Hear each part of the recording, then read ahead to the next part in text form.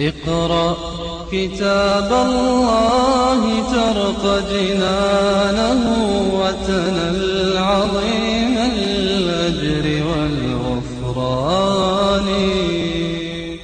طريقة الحفظ التي يثبت الإنسان بها حفظه: أولا تقرأ السطر 10 مرات ثم سمعه لنفسك، فإن جئت به على وجهه فانتقل إلى السطر الذي بعده، وإن اختلطت عليك كلمة فاقرأها مع ما قبلها وما بعدها 5 مرات، ثم اقرأ السطر كله وسمعه لنفسك، ثم انتقل إلى السطر الثاني فاقرأه قراءة 10 مرات.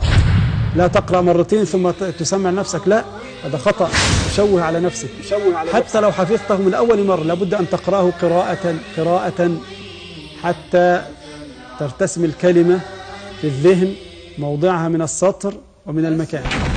قرأت السطر الأول 10 مرات وقرأت السطر الثاني 10 مرات، تقرأ السطرين 3 مرات وتسمعهم لنفسك، ثم السطر الثالث ثم الرابع الخامس حتى تنتهي من حفظ الصفحة كاملة.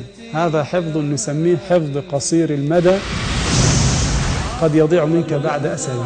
كيف تحول هذه الصفحة إلى حفظ طويل المدى؟ تأتي بالصفحة التي حفظتها تفتحها مرة أخرى وتقرأها 20 مرة، حتى لو سمعتها 100 مرة تقرأها 20 مرة قراءة، حبذا لو كان إصبعك تحت السطر. ستثبت هنا إن شاء الله وتحفظها ولن تنساها بفضل الله. لماذا؟ لأنك حينما تقرأها 20 مرة قراءة نظرا فإن العين تلتقط صورة ضوئية للصفحة فترتسم الصفحة في ذهنك فلن تنساها بفضل الله أبدا. كل حرف قد جزيت بأجره ضعفا من المولى عظيم